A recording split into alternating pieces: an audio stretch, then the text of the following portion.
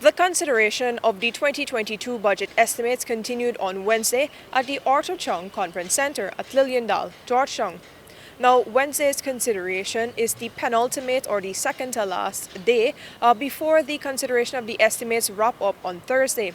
And on this day, specific focus was directed towards scrutinizing the budgetary allocations made for each of the 10 administrative regions and for the Ministry of Local Government and Regional Development.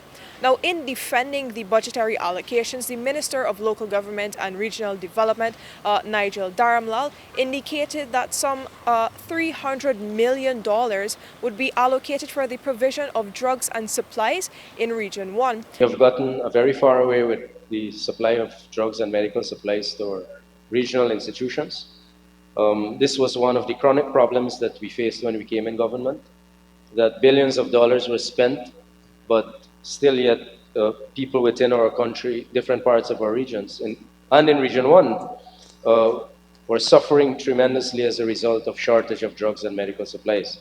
So I want to assure the Guyanese people and the people of Region 1 in this particular case that when they turn up to a medical facility, whether a health post, a health center, or a hospital, that they will be adequately treated.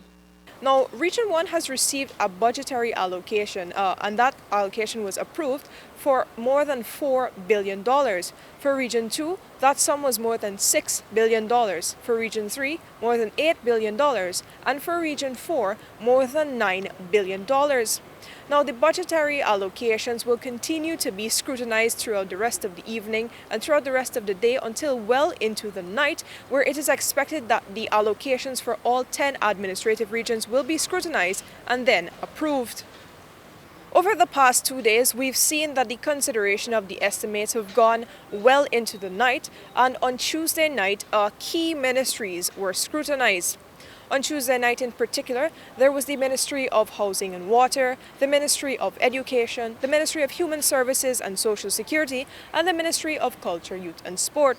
Now, under each of these ministries, significant allocations have been made to advance the ministry's work plans. Of particular note was the more than $970 million allocated towards the provision of safety nets for vulnerable people under the Ministry of Human Services and Social Security.